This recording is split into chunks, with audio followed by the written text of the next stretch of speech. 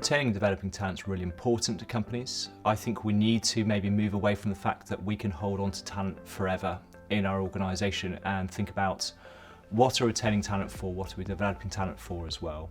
I think the most important thing about attracting, retaining and developing any talent is around a sense of purpose. People want to work for organisations that have a very clear purpose, and that purpose is normally associated with something around the ESG agenda, sustainability, or something that really resonates for them. And that creates the stickiness, and that they see that their work is adding to that purpose, and that purpose is then developing them further in their career. I think companies should let their purpose be the talent differentiator. What does their company look for? How can those employees contribute to it? And how can you be successful? I think that the company should use purpose as a North Star for their organisation, and I think that then becomes a beacon for all employees, both to new and to current.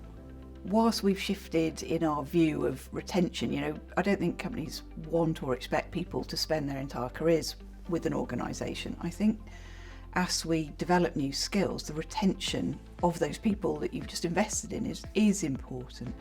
And I think additionally, retention for retaining your culture is also really critical, because we're investing more in building cultures. Very much the way we've thought about retention in the past has been, what do we need to put in place in terms of incentives to stop people from leaving. More where I think we need to be thinking about is what we want people to achieve, and how do we tie incentive payments and how do we tie their development to that.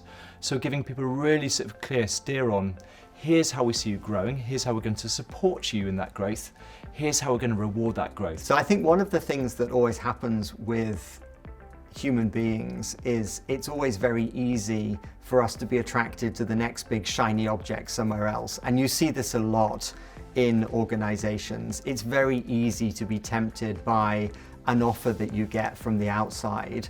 And so what any HR leader has to do is constantly reimagine the organization and have a mindset of thinking, how can I make every day as exciting as that first day? And that's not always easy, but I often think that a good mindset to have is the fact that you constantly need to make your organization attractive, and think that you're rehiring your workforce all the time and constantly going through that. How do we behave towards our people? What kind of conversations happen with them?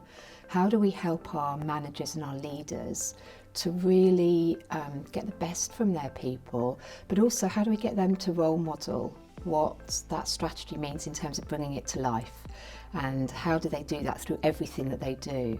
You are helping your people develop new skills that stretch them and help you deliver on the objectives that you have as an organization, but also skills that will be transferable and make them more marketable. Now, there is some risk in that they then may choose to take those and go somewhere else, but the chances are also very high that they'll then rotate back at some point, because they'll remember that sort of continuous learning experience.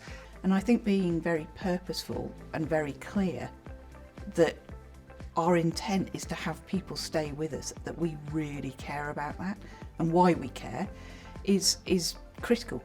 Because if people don't know that, they when they get a phone call saying there's something great over here, it's really exciting, there is nothing to say, actually, I'm valued.